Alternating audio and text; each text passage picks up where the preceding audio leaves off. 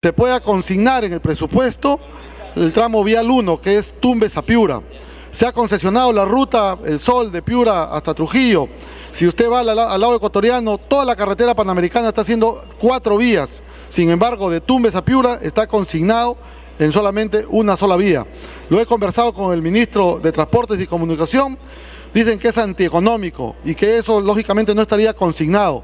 Debo decirle a través de la presidencia que hay una fuerte inversión de Decameron en Tumbes, hay una visita que se ha triplicado en el caso de los turistas en Tumbes y consecuentemente necesitamos tener una carretera en óptimas condiciones y creo que es parte de la inclusión social y la solicitamos para que sea incluida en el presupuesto.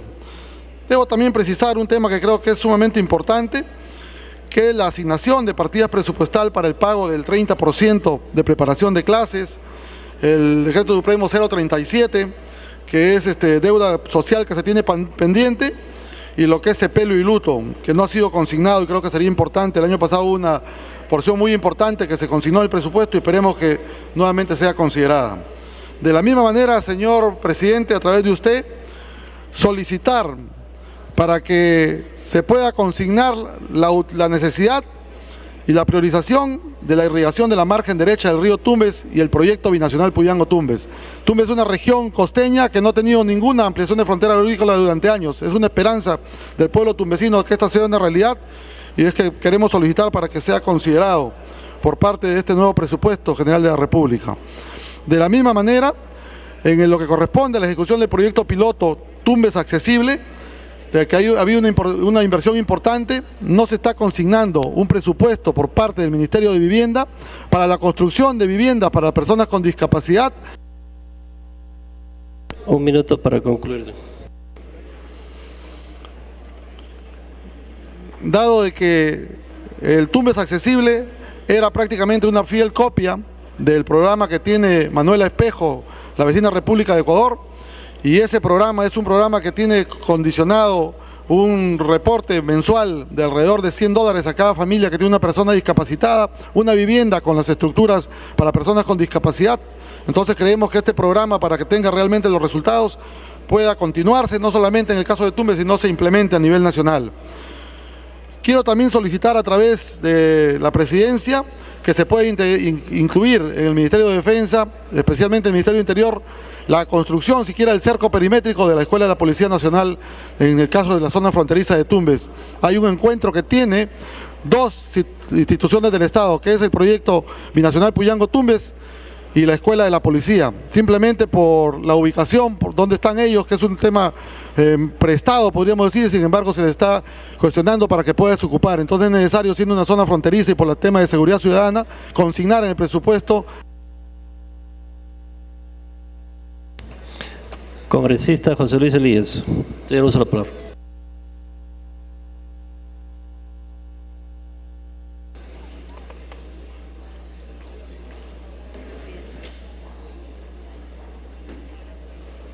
Gracias, presidente. Me pido interrupción, señor presidente, la congresista Aurelia Tang, y al finalizar mi intervención, el señor Cabrera.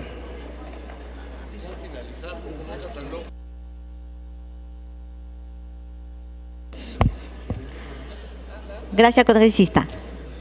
Señor presidente, me parece un avance el incremento del presupuesto en salud. Sin embargo, señor ministro, creo que es insuficiente. La unidad ejecutora del Hospital de Huaral está realizando 2 importantes obras: el mejoramiento de la capacidad resolutiva de los servicios de salud de la unidad de emergencias y de la unidad de cuidados intensivos, el mejoramiento de la capacidad resolutiva de los servicios de salud del centro de salud. Estas obras van a ser entregadas en el mes de enero del 2013, pero resulta paradójico que se dote de infraestructura y no se les asigne los recursos necesarios para la implementación del personal especializado ni los bienes y servicios indispensables. Señor ministro, o sea, tenemos una buena infraestructura, pero ¿de qué vale tener eso cuando no vamos a tener médicos ni el equipo necesario que necesitan todos los enfermos? Esto no es el único caso. El Hospital de Chancay y el Hospital Regional de Huacho, que están teniendo serios problemas en el ejercicio del 2012, pues tienen un déficit presupuestal. Congresista José Luis Elías, tiene la palabra. Gracias, presidente. Señores ministros, el señor Humala propuso y está obligado a trabajar por todos los peruanos. Ica, región que represento, está ubicada a 300 kilómetros al sur de Lima y es parte muy importante de este hermoso Perú. Pero siempre se quieren olvidar de Ica. Y lo hizo el señor Lerner cuando se olvidó por completo de las irrigaciones para Ica en su exposición anterior, cuando fue primer ministro, que es el lugar más seco de toda la costa peruana. Y hoy el gobierno del señor Humala, que dice llamarse de inclusión social y de gran transformación, sanciona a Ica, castiga a Ica, región que tiene su propio desarrollo, a pesar de sufrir terremotos y otros desastres. Ica región ha sido castigada por el Ejecutivo, o pretende serlo, señores ministros, al haber presentado en su propuesta una reducción, escuchen Ica, reducción en el 12.44%, o sea, el 13% casi, menos que el año 2012, lo que nos deja solo 1.4% del presupuesto nacional. ¿Se justifica esta reducción no contar con capacidades para ejecutar? Creo que este enfoque tiene que evaluarse íntegramente por el gobierno central. Le quita Ica y se lo da a Purímac, Ayacucho, Cajamarca, Cusco, Loreto. Bien por ellos, pero no le quiten a Ica, señores. La descentralización efectiva es confiar en las regiones, en los municipios, pero para ello hay que brindar capacitaciones para reducir la desigualdad. El terror de los alcaldes, el SNIP, mejoren eso, háganlo con mucha más celeridad. A Ica, señores del Ejecutivo, le falta mínimo 5 represas, una en cada una de sus provincias, Chincha, Pisco, Ica, Palpa y Nazca. La gente se muere de sed, sufre la agricultura. Algunos dicen que a Ica le quedan 10 años más de agua subterránea. Urgen las represas para alimentar la napa freática. Ica tiene buenos hospitales, pero nos faltan en otros lugares. Un minuto más, señor, si fuera tan amable. Ica Un minuto más, señor. casi no tiene policías, 500 policías diarios para la región Ica, desde Chincha hasta Marcona. Nos faltan bomberos, ambulancias, señor Humala. Mejoremos el presupuesto de Ica, el vaso de leche, mejoremos el PRONA, cámbiale nombre, quieren cambiar el nombre, pero no desamparen al pobre. El pobre no es de Ica solamente, es a nivel nacional. Pero el RUC, Ica produce mucha agricultura, inclusive sembramos en arena, señores, pero el RUC de las empresas está en Lima. Aparentemente no hubiera producción. Callao y Lima son los que se llevan la gloria productiva. Sinceremos, señores, y reubiquemos a Ica y mejoremos del 1.4 al 5% del presupuesto para la región Ica. Salud, tenemos pobres en Ica, tenemos maestros, médicos, enfermeras, técnicos, trabajadores, entidades del Estado, y también tenemos pobres y muchos enfermos. Me pido interrupción del señor Cabrera, señor presidente. Muchas gracias. ¡Que viva Ica! Congresista Tejada, congresista Sergio Tejada. Había una interrupción. Congresista Pereira, tiene usted la palabra. Gracias. Muchas gracias, José Luis Elías, por estas palabras. Efectivamente es una preocupación, yo también como congresista de Ica, ver que ha descendido en casi 13% la cantidad de dinero que se va a dejar de invertir y se va a dejar de gastar en el presupuesto regional de Ica.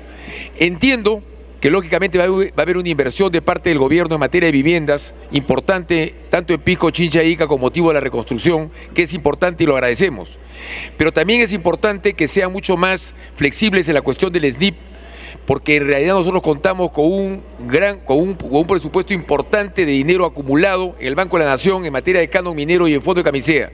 Quizá con una flexibilidad en el caso del SNIP podemos compensar en algo el hecho que hayan descendido ese presupuesto. Pero aparte de eso, creo que es importante que el gobierno central apoye a la unidad ejecutora que tiene Ica en el caso del proyecto especial Tambo Caracocha, que es un poco lo que equivale a Chaimochic en La Libertad, o a Máquez en el caso de la oficina de Arequipa, de tal manera que podamos hacer las obras de infraestructura necesarias a mediano plazo y a corto plazo. Congresista Tejada, tiene usted la palabra. Ya me han pedido 2 interrupciones, presidente. Le doy la primera interrupción al congresista Zamudio. Congresista Zamudio, tiene usted la palabra. Presidente, por su intermedio, un saludo al Premier y al Ministro de Economía.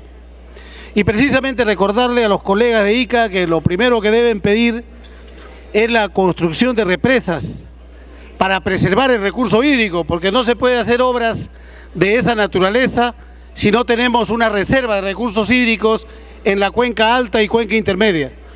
Lo que quiero pedir a través de su persona, señor presidente, al ministro de Economía es un presupuesto especial para respaldar ese proyecto aprobado por la Comisión Agraria por unanimidad, en la que se señala de necesidad y utilidad pública nacional la construcción de represas en todas las cuencas hidrográficas del Perú para adaptarnos al nuevo cambio climático mundial y al calentamiento global. Esa es la propuesta en concreto, que se debe designar un presupuesto especial, señor presidente, al ministro de Economía. Muchísimas gracias. Congresista Tejada. Presidente, la segunda interrupción me la solicita el congresista Nayab, por su intermedio. Congresista Nayab, tiene uso de la palabra. Gracias, señor presidente. A través suyo, mi saludo a toda la representación nacional y también un saludo para el presidente del Consejo de Ministros y al ministro de Economía y Finanzas. Señor presidente, quiero referirme que históricamente nuestros presupuestos nacionales nunca han incluido la demanda de los pueblos indígenas y hoy tampoco logro descubrirlo a plenitud, pero confío que tal vez los datos están dispersos. En todo caso, le pregunto al Premier y al Ministro de Economía y Finanzas, ¿cuánto de presupuesto se está destinando para la demanda indígena? Porque en verdad la demanda indígena es muy grande. Todo lo que tenga que ver con salud, con educación, infraestructura vial, con el agro. Yo creo que debemos atender con mucho interés a este tema. Congresista Tejada, tiene uso de la palabra. Muchas gracias, presidente. Un saludo al primer ministro y al ministro de Economía. Quiero centrarme en un punto, presidente, que es el de la ciencia, la innovación y la tecnología. En el presupuesto, el incremento para la ciencia es de 262%. Es un incremento realmente espectacular y que debe ser destacado. 262% para uno de los ejes del programa de la gran transformación, que es justamente desarrollar conocimiento, innovar, generar valor agregado y transformar nuestras materias primas. Parte de este importante incremento se destina a la creación del Fondo Marco para la Innovación, Ciencia y Tecnología, el FOMITEC, que como ya se ha dicho aquí, tiene destinados 300 millones para depositar en una cuenta intangible. También se ha logrado una segunda etapa del FINCIT, del Fondo de Innovación para la Competitividad.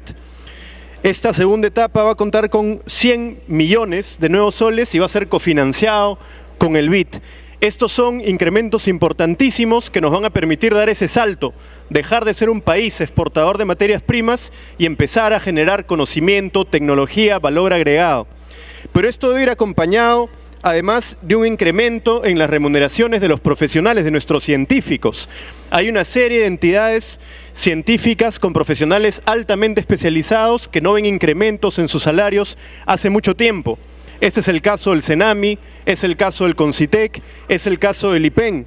Yo pediría que en el transcurso de este debate, que nos va a tomar algunos meses, podamos ver quizás a través de la 28ª disposición complementaria final, que se puede exceptuar de la prohibición establecida en el artículo 6 de la Ley de Presupuesto a el CENAMI, al CONCITEC y al IPEN para que puedan aprovechar parte de este incremento presupuestal para el incremento de remuneraciones. Muchas gracias, presidente. Muy agradecido. Congresista Mauricio Mulder.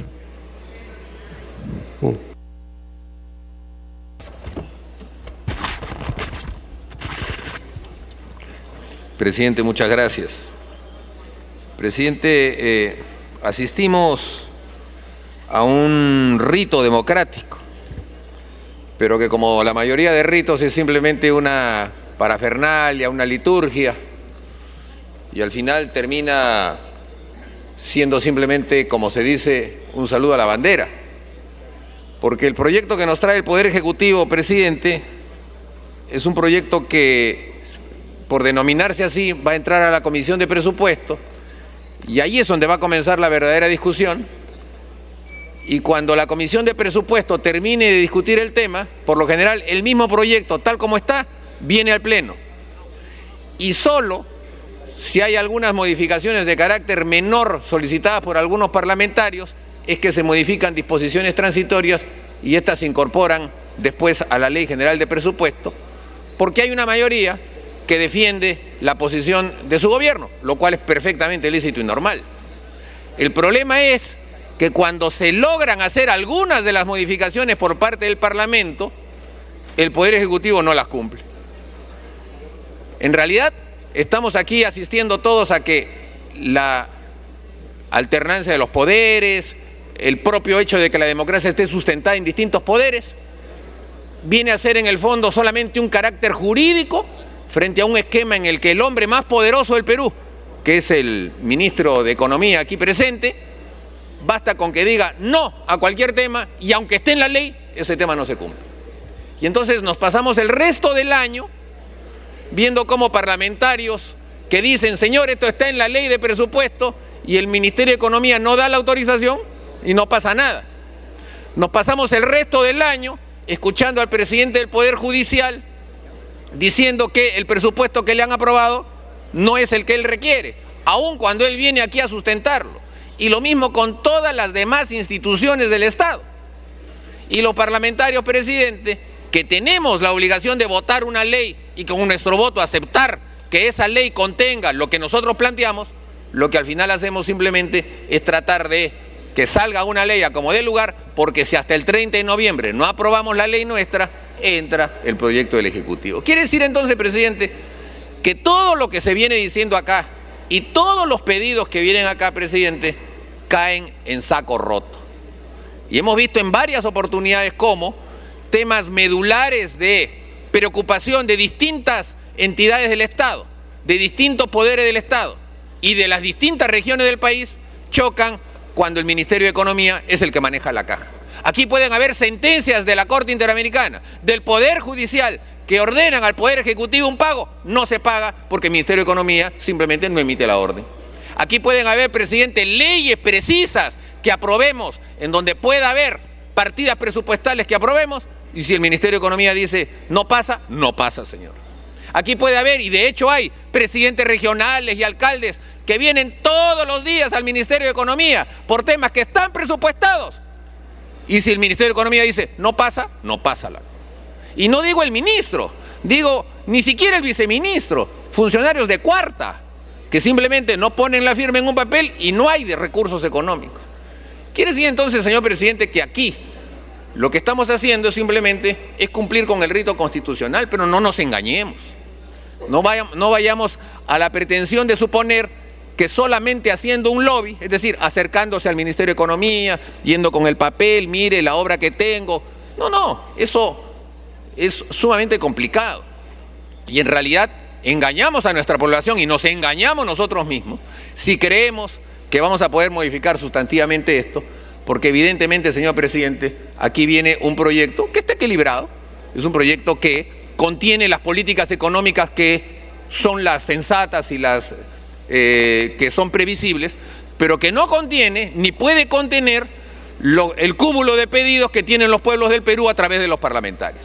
De manera entonces, señor presidente, que yo simplemente llamo aquí la atención al hecho de que el Parlamento deba reivindicar su condición de ser el primer poder del Estado en materia por lo menos de la sanción de leyes, y que cuando el presidente de la Comisión de Presupuesto, al que no lo he visto en todo el debate, su escaño sigue vacío, asuma que él deba presentar ante este pleno al filo del 30 de noviembre un proyecto, presente un auténtico proyecto redactado por los parlamentarios, que debe asumir solamente el único parámetro del establecido en la Constitución, que es aquel por el cual el proyecto tiene que estar equilibrado, pero el resto le corresponde al Parlamento. Esto es un proyecto, presidente, y yo creo que en eso debe entenderlo claramente la bancada mayoritaria. Aquí no estamos solamente para votar el proyecto que traiga el Ejecutivo, estamos para discutirlo. Un minuto para concluir. y las discusiones tienen que llevar a recoger los planteamientos de los parlamentarios, incluido lo de la mayoría. Porque aquí yo estoy encontrando un espectáculo en el sentido de que la mayoría de los parlamentarios del oficialismo reclaman cosas que no están contempladas en la ley de presupuesto. Reclaman puntos que son atribuibles a su propia gestión de parlamentario y no están en la ley de presupuesto. Y esperan convencer al congresista Gutiérrez, cuando sea presidente de la comisión, a ver si lo incluye. Pero con eso, presidente, como ya sabemos que aunque se incluya, va a ir al Ministerio de Economía, el doctor no, como le decían a Nikita Khrushchev, que es mi querido amigo, el ministro de Economía, dirá, no pasa. Y entonces el tema ahí, señor presidente, vamos a encontrar que la alternancia de poderes y la democracia, tal como nosotros la hemos diseñado, choca con una pared fuertísima que es la del Ministerio de Economía. Y esa experiencia la tienen todos los alcaldes, todos los congresistas, todos los presidentes regionales, señor presidente, encontrándose siempre con un no muy grande en ese ministerio. Gracias. Gracias. Congresista Juan Carlos Seguren, tiene uso la palabra. Gracias, presidente. Presidente, preocupaciones, previo saludo a los señores ministros en relación a los supuestos macroeconómicos. Señor presidente, el estimado de 6% de crecimiento del PBI para el próximo año, que esperamos se logre y se cumpla, de alguna manera contrastado con el escenario internacional, resulta poco probable. Tenemos un escenario en el cual Francia, ya a esas alturas, está con 0.0 de crecimiento. Tenemos España en negativo, Italia en negativo, Portugal en negativo y nada que hablar ya de Grecia. Entonces, Europa prácticamente en recesión. Estados Unidos con un crecimiento de 1.7. Y Asia, de otro lado, China, después de haber estado en 2 dígitos, ya tiene un escenario complicado, alrededor de 7, entre 7 y 8. Y ello obviamente impacta una economía que es altamente sensible al mercado internacional, como se demostró el 2008, que pasamos de más de 9% de crecimiento a menos de 1%. Entonces, ese tema es un factor inmensamente preocupante, como también el estimado de inflación. Los commodities y particularmente el de los alimentos están disparados en el mundo y no suena muy razonable que tengamos una inflación por debajo del 3%. Y dentro de lo que es también los supuestos macroeconómicos, tenemos un impacto importante en la caída de nuestras exportaciones, sobre todo en el último periodo, en abril, ha caído 11.2%. Entonces, estos 3 elementos realmente generan en conjunto una preocupación en el sentido si el MEF estima realmente y está plenamente convencido de estos supuestos macroeconómicos que le dan sustento al presupuesto, y en todo caso de no producirse, cuáles son las acciones, y es lo más importante, cuáles son las acciones que se tienen previstas si se endurece la crisis internacional, y esto además se agrava con una caída del dólar que está estimado en 2.64, pero las proyecciones hoy son de 2.59, y ya la Cámara de Comercio ha señalado que estima un crecimiento del próximo año de 5.1. Entonces el tema macroeconómico es, señor presidente, el que más nos preocupa en este momento. Para ello, obviamente, es fundamental que, considerando que el 69% de los recursos para financiar el presupuesto provienen de recursos ordinarios, llámese tributarios, la presión tributaria estimada sí es sumamente prudente, sumamente cautelosa, 16%, o sea, se estima crecer solamente 0.3%. ¿Para qué tanto esfuerzo es la pregunta? ¿Para qué tanto apoyo con la reestructuración de la SUNAT, incremento de sueldos a la SUNAT, la ley de delegación de facultades para mejorar el sistema tributario, para estimar un crecimiento de presión tributaria solamente de 0.3%? Resulta preocupante. Y donde se expresa algunas dudas al respecto del presupuesto, que obviamente tiene muchos aspectos positivos, pero estamos ante huelgas en el Ministerio de Salud y en el Ministerio de Educación, y justamente son los dos ministerios donde hay menor incremento presupuestario. El presupuesto nacional en promedio ha crecido 13.5, pero para educación solo se asigna un crecimiento de 7.4 y para salud, más grave aún, un crecimiento de 4.6. O sea, los dos sectores más sensibles, los dos sectores que nos tienen que garantizar el crecimiento sostenible a largo plazo, que es a través de salud y a través de educación de nuestros jóvenes, terminan siendo los dos presupuestos más castigados por la política de gobierno. Señor presidente, me piden una interrupción por su intermedio. Congresista Salazar, tiene la palabra. Muchas gracias, señor presidente. Verdaderamente, señor presidente, en lo que es presupuesto de defensa y de interior, el día de ayer en la Comisión de Defensa e Interior nos dio satisfacción ver los proyectos que se van a realizar, pero cuando, presidente, nosotros revisamos el capítulo 2 de la estabilidad presupuestaria, el artículo 3, reglas para la estabilidad presupuestaria, se nos habla acá que para el año fiscal 2013 comprende los créditos presupuestarios máximos de gasto, que solo se pueden ejecutar si los ingresos constituyen su financiamiento, si se perciben efectivamente. En otras palabras, todo está supeditado a que si lo que se va a percibir está consignado, entonces muy bien, se va a ejecutar las obras, caso contrario, las cosas quedarán como siempre. El otro tema, señor presidente, es que podemos advertir aquí que, por ejemplo, a la región La Libertad también le están descontando el 11.45% de su presupuesto. Yo no sé a qué razones técnicas, me imagino que tienen que ser técnicas, no creo que tengan otro. Congresista Eguren, tiene la palabra. Gracias, presidente. Abordando otras incongruencias que encontramos en materia presupuestaria. No solo se castiga educación y salud con crecimientos menores, sino también se castiga al sur. El promedio de los gobiernos regionales tiene un incremento presupuestal de 18.8. Sin embargo, Arequipa, Puno, Tacna y Moquegua están muy por debajo de ese promedio, prácticamente a la mitad, al 50%. Entonces, ¿cuál es la fijación con el sur? Se suponía que el sur tenía pues por lo menos el mismo tratamiento que el promedio nacional y no marcadamente por abajo. Y especifico el caso de Arequipa. Arequipa tiene un incremento presupuestal de 8.7% versus el 18% de las regiones versus el 13% a nivel nacional. Y en el caso de inversiones, aún más grave. La región Arequipa, a la cual represento, señor presidente, tiene un incremento presupuestal para inversiones del... Un minuto para concluir. Gracias, presidente. Del orden del 6.5 versus el 16% que es el promedio nacional para inversiones. Entonces queremos y necesitamos una explicación en ello, señor presidente. Para terminar, si me permite, una interrupción de la congresista Alcorta. Congresista Alcorta, tiene la palabra. Presidente, gracias, congresista. Saludar a los ministros. Dentro de lo que acaba de exponer el congresista Juan Carlos Seguro, el tema de salud y educación.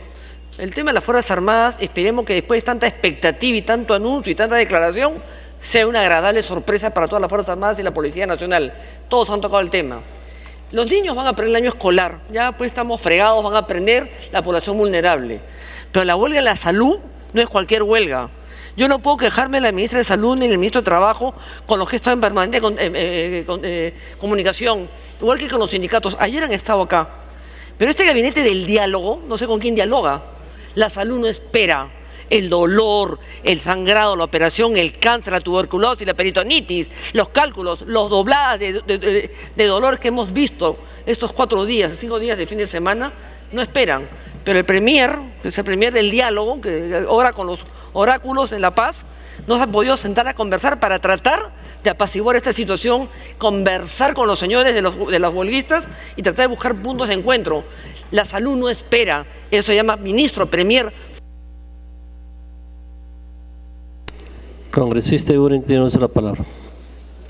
Gracias, presidente. Finalmente, el tema que no me cansaré de insistir, señor presidente, ejecución presupuestal. Al 31 de agosto, el avance promedio nacional 35.1.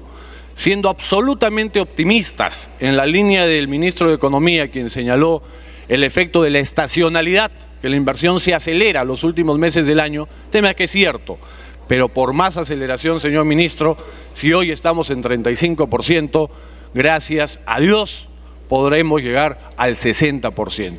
Y necesitamos al país que le explique por qué vamos a dejar de invertir el 40% por lo menos de los recursos públicos, teniendo fundamentalmente, creo yo, principal responsabilidad en el gobierno nacional, como en el caso, por ejemplo, no solo en la inversión pública, sino también la privada, del Premier, que tiene que convocar el balance de estudio hídrico de Majes Iguas, y hasta el día de hoy pasan los días, pasan las semanas, pasan los meses y no se convoca. Gracias, presidente.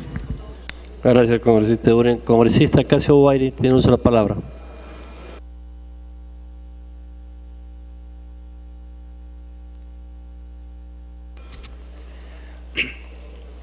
Señor presidente, por su intermedio para saludar al señor ministro, al señor premier y obviamente para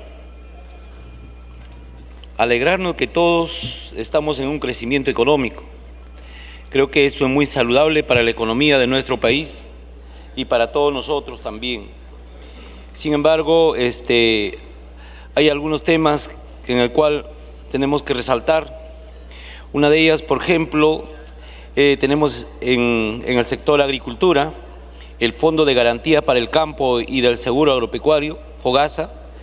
Se prioriza con 35 millones obviamente, para el seguro agropecuario. Sin embargo, dentro de ello, señor ministro, está considerado todas las regiones de la sierra, excepto Junín. Y yo considero que si la helada, por ejemplo, cae, no solamente es para las regiones como Huancavelica, Purímac, Ayacucho, Cajamarca, Huánuco, Pasco, Puno y Cusco, también es para Junín. Y por lo tanto, señor ministro, espero de aquí, por intermedio del sector de agricultura, que se considere, porque este es un tema en el cual los hermanos del campo, que con tanto esfuerzo labran la tierra, tienen pues ese derecho a este seguro agropecuario, principalmente en el Valle del Mantaro. Por otro lado, señor ministro, tenemos un tema de las deudas sociales. Debemos entender que el decreto de urgencia número 037 hubo varias bonificaciones especiales, entre ellos el 30% de la preparación de clase a los maestros. Hasta el año pasado se tenía una cuenta por pagar de 309.8 millones, a un total de beneficiarios más de 13.000 aproximadamente. Sin embargo, señor ministro, en el año pasado en el presupuesto se consideraba 50 millones para poder cancelar. Tengo una duda aún en esto, señor ministro, porque para este año pareciera que se considera los 50 millones, es considerando estos 50 millones del año pasado más otros 50 millones, o es lo mismo. En ello falta algo que aclarar, señor ministro. Igualmente, también, señor ministro, debemos entender que dentro del sector de desarrollo e inclusión social se considera un programa especial Mi Chacra Emprendedora, cuando realmente de repente el quien tendría que monitorear con mayor énfasis y claridad podría ser tal vez el sector de agricultura, porque se está promoviendo a los pequeños agricultores, a los pequeños… Un minuto para concluir. A los pequeños ganaderos que se encuentran en las zonas rurales más pobres, y por lo tanto quien debe monitorear con mayor énfasis debería ser el sector agricultura. Eso es todo, señor ministro, muchas gracias. Me agradecido, congresista Leonardo Inga. Congresista Leonardo Inga.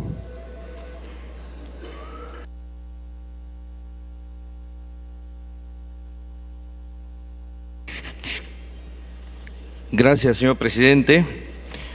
Saludo al señor primer ministro y al ministro de Economía por su intermedio. Colegas congresistas, en el Perú el Estado tiene dinero, pero no sabe invertir. Llevamos cerca de 12 años seguidos de estabilidad y crecimiento económico y sigue sin producirse una auténtica reforma del Estado. La ineptitud del Estado hace que muchos peruanos sigan sin salir de la pobreza. El gobierno del presidente Ollanta Humala ha ejecutado este año pasado solo un 20% del presupuesto nacional. Si sabemos que el MIDIS ha ejecutado solo un 25% del presupuesto asignado para los programas sociales en este año pasado. Está bien, señor ministro, el fortalecimiento de acciones de control para que realmente ganemos la apuesta por el presupuesto por resultados. En este marco, señor ministro de Economía, le pregunto, ¿por qué no nos ha propuesto algún tipo de medida correctiva para que los ministros cumplan con ejecutar sus programas? Señor ministro, exijo que se consideren mínimos porcentajes de ejecución para de esta manera poder hacer frente a la crisis que puede tocar nuestras fronteras. El total del presupuesto del año 2012, el total del presupuesto del año 2011 fue de 88.460 millones. En el 2012 fue de 95.534 millones, es decir, un incremento del 8%. Ahora usted nos propone para el año 2013 un total de 108.418 millones, es decir, un incremento del 13.5%, casi el doble de lo registrado por los presupuestos del sector público en el bienio anterior. Su previsión de ingresos no es realista, señor ministro.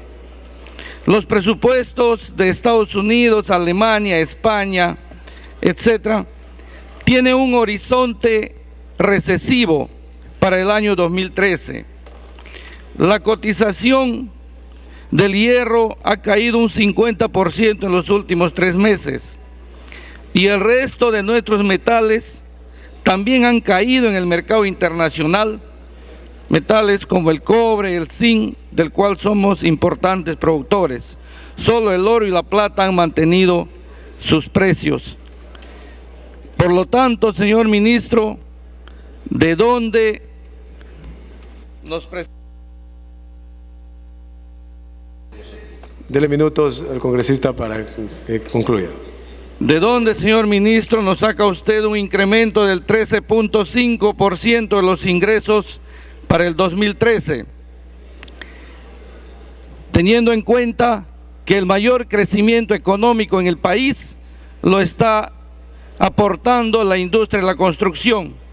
Pero ojo, que no nos vaya a pasar lo que pasó en Estados Unidos y en algunos países de Europa. Gracias, señor presidente.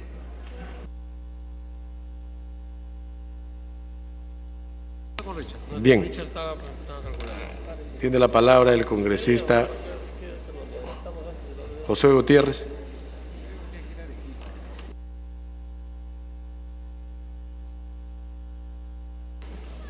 Gracias, presidente. Por su intermedio, un saludo al señor ministro de Economía, como también a los señores congresistas. Saludo que el propósito de todos los señores parlamentarios que me han precedido vaya en un análisis crítico tendiente a buscar satisfacer las grandes demandas que en el Perú siempre han existido. Demandas que por demás está decir, hoy se ven recogidas en este proyecto de ley de presupuesto. quiero, presidente, convocar y hacer un llamado a todas las fuerzas políticas del Perú representadas en este Parlamento. Porque lo que queremos, más allá de las discusiones bizantinas, era entrar a temas de fondo. Entrar a buscar cómo con este presupuesto podemos lograr verdaderamente la inclusión social, que no es un discurso, sino lo que claman nuestros pueblos en lo más recóndito de nuestro país. Presidente, de más está decir que este presupuesto se basa en metas conservadoras. Es decir, no estamos hablando de un bluff, no estamos hablando de un momento eufórico, sino más bien convencidos de que este instrumento permitirá acercar la brecha enorme de la riqueza con la pobreza. Es verdad, son más de 20 años que el Perú está creciendo y creciendo con buena salud en materia económica. Sin embargo, ese crecimiento no ha llegado a nuestros pueblos. Hoy día, señor, vemos que en el presupuesto público se está incrementando la intervención de los recursos del Estado a nivel de los 3 niveles de gobierno, en 57% para Huancavelica, en 45% para Apurímac, en 32% para Ayacucho, en casi 30% para Loreto, en casi 30% para Cusco, y así, señor presidente, enfocando a los lugares donde todavía tenemos un gran déficit en materia de infraestructura. Y es decir, no podemos hablar de democracia, no podemos hablar de salud pública, no podemos hablar de nada que sea sino transferir los recursos a los temas más importantes y a las demandas embalsadas por muchos años. Presidente, creemos y estamos convencidos que en la presentación de hoy día se da pues la apertura a esta gran participación, donde todas las fuerzas políticas podamos contribuir para hacer un presupuesto ciertamente agradable a los ojos de nuestros hermanos que son humanos como nosotros, a nuestros hermanos que han vivido desposeídos de la oportunidad y que hoy día ven con esperanza el futuro. Presidente, por su intermedio me pide una interrupción el congresista Segundos. Congresista Tapia, tiene la interrupción. Gracias, presidente. Gracias, congresista Gutiérrez. Decirle que, si bien es cierto, el Perú está creciendo y eso compartimos esa alegría de que el Perú siga creciendo, pero también quería decirle que estoy triste porque qué pena pues que el presidente de la República no ponga énfasis en estos sectores como son salud y educación. El sector salud está pasando por una crisis total, es necesario que se declare en emergencia nacional y decirle que eso va a permitir que de alguna manera se pueda crecer en infraestructura, los hospitales están que se caen a pedazos, el equipamiento que data de la Segunda Guerra Mundial y los sueldos, realmente quiero decirle, presidente, que los sueldos realmente son miserables en el sector salud. Es importante que no solamente el nombramiento del 25%, sino que el nombramiento del 100%. Ahora incluso hay sueldos que datan hasta de 800 soles, 500 soles, entonces pongamos énfasis en el sector salud. Muchas gracias, presidente. Gracias, congresista. Congresista Gutiérrez, puede continuar. Presidente, por su intermedio también me pide una interrupción al congresista Condori Cusi. Congresista Condori. Gracias, presidente. He escuchado pacientemente que hay bastantes reclamos en relación a las remuneraciones. Lo que tiene que consensuarse aquí la representación nacional es lo siguiente: el sector privado trabaja el tema de salarios en función de la producción y el salario es exactamente la primera derivada de la función de producción, pero eso no hace el sector público. El sector público trabaja en remuneraciones en forma desordenada y ahí tenemos que incorporar los siguientes elementos: evaluación de resultados, productividad. Estamos en una economía de mercado, necesitamos generar competitividad. Entonces no puede haber salarios iguales para todos. en función del resultado, evaluación de proceso. Entonces, régimen laboral diferente, diferenciado, no uno rígido. Congresista Gutiérrez. Gracias, presidente. Y qué bueno que en la interrupción se haya tocado temas importantes. Y es verdad, presidente, este gobierno, que no ha puesto el timón en automático ni la conducción, sino la participación directa del presidente como jefe de Estado, está ponderando, presidente, justamente el incremento de las remuneraciones al magisterio. Un incremento soñado y anhelado por los maestros del Perú.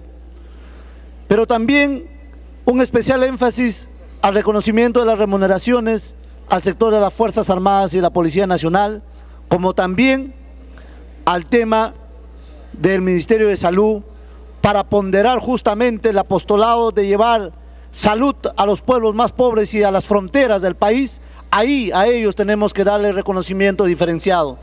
Presidente, eso sin duda está dentro de lo que nosotros llamamos la disciplina fiscal.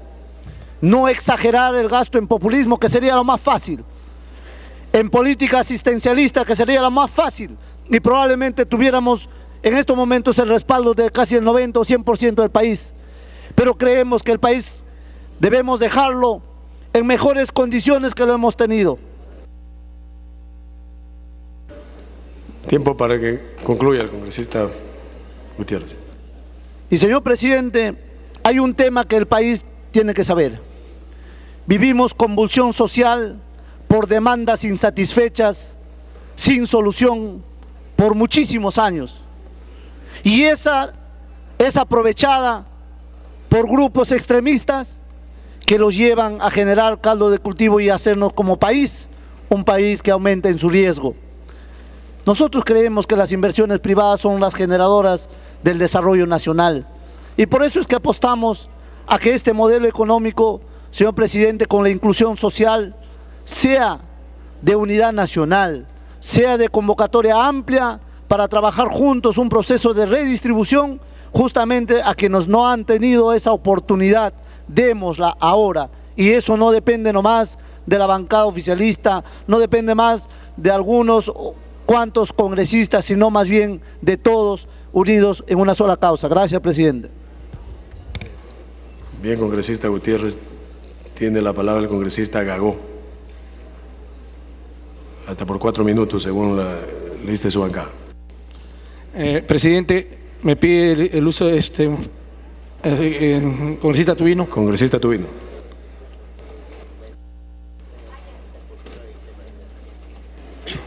Presidente, pido las 2 interrupciones, presidente.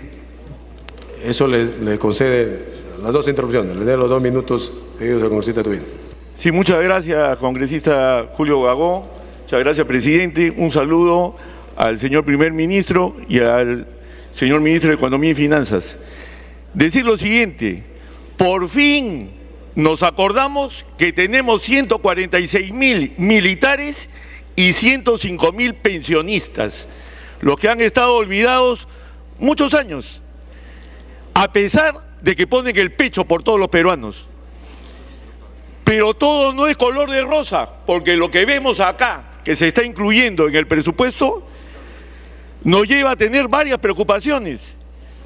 ¿Y cuáles son ellas?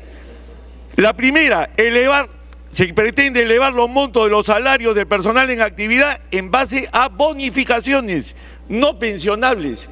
Y eso justamente es lo que no se quiere. Por otro lado, modificar los montos pensionables, nada menos que a quién, a las viudas, y recortarles el 50% de lo que hoy día reciben. Eso es justo, a pesar de que han perdido algunas de ellas a sus esposos en acto como consecuencia del servicio. Por otro lado, el tema de la pensión renovable parece que no es un tema que interesa hoy día.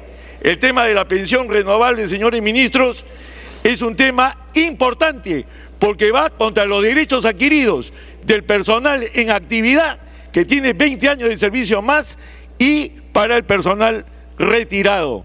Y eso va contra lo que dicen instrumentos jurídicos importantes.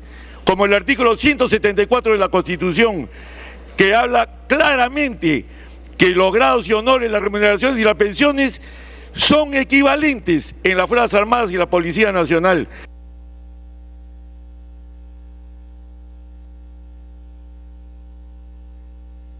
Está en interrupción, congresista. Ya completó sus 2 minutos. 30 segundos para que concluya, por excepción. Y lo dice, por favor, y lo dice en esta sentencia 0896, dice bien claro, son los derechos adquiridos, son aquellos que han entrado en nuestro dominio, que hacen parte de él y de los cuales ya no se pueden ser privados, solamente por sentencia judicial. ¿Qué vamos a lograr? Reclamos ante estas cortes. Por otro lado, hasta la Corte Interamericana lo dice claramente, dice la pensión de jubilación es propiedad privada por haberse integrado al patrimonio personal y cualquier reducción de la misma es una expropiación del patrimonio. Eso es lo que estamos haciendo. Finalmente, decir que el gobierno de la inclusión social se acuerde que acá en este Congreso el mismo presidente de la República ha dicho que se van a hacer hospitales en todas las provincias del Perú, lo dijo en su primer discurso.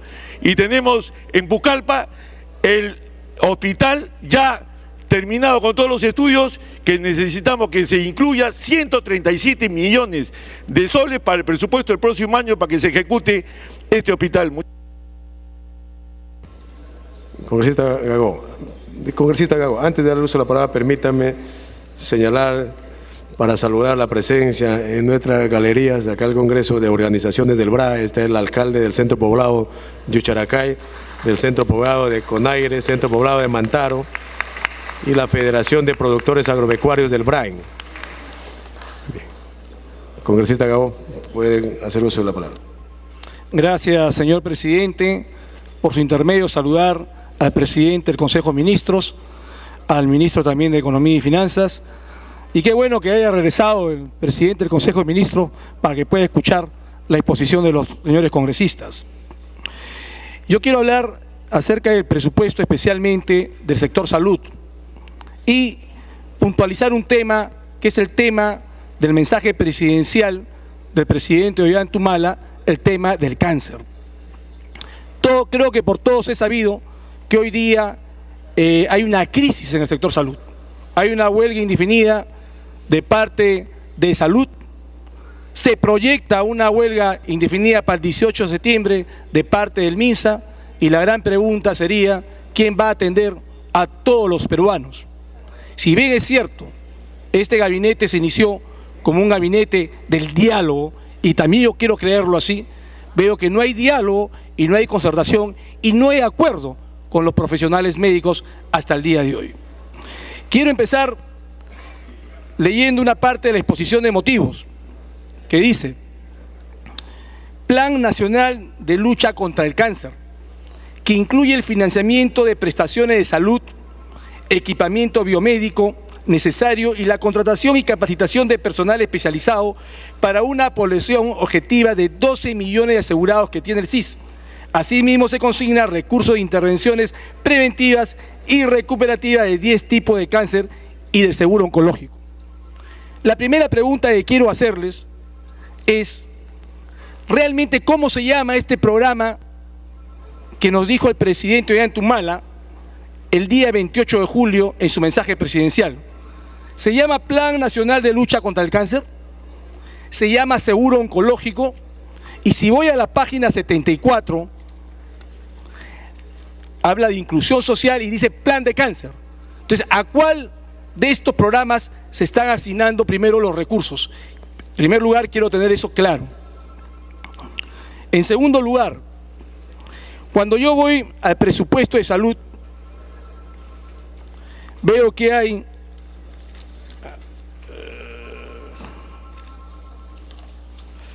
$9.924 millones, de los cuales dice prevención y control de cáncer 131 millones.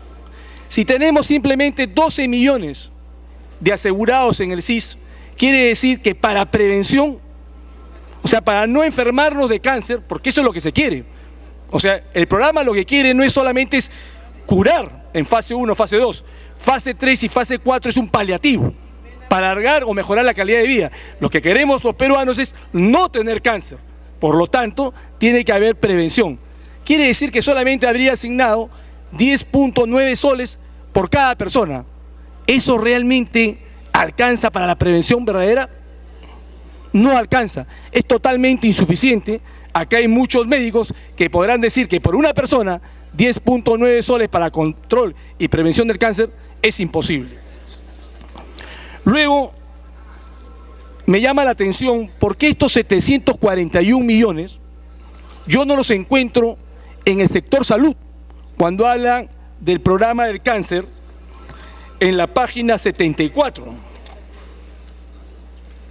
Son 741 millones, que inclusive dicen que ellos tienen una reserva de contingencia. La gran pregunta es si está incluida esa reserva de contingencia en ese importe. O sea, ¿cómo podemos realmente saber cuánto es para infraestructura, cuánto es para médicos, cuánto es para enfermedades oncológicas, 3 o 4, cuánto es para prevención? O sea, no está claramente en el presupuesto.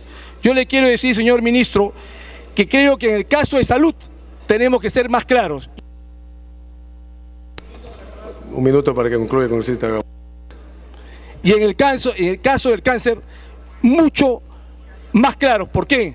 Porque no se puede jugar con el dolor, primero, de las personas que están en el CIS, que son pobres y extrema pobreza, y mucho menos con el dolor de personas que sufren una enfermedad catastrófica como es el cáncer.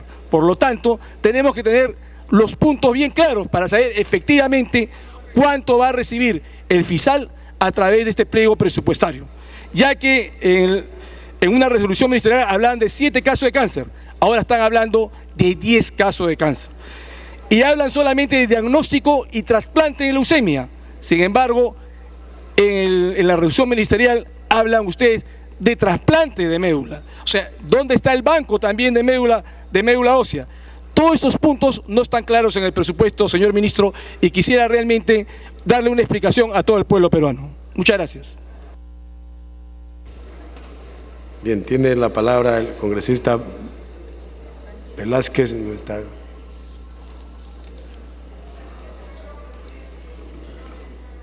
Bien, el congresista Richard Acuña.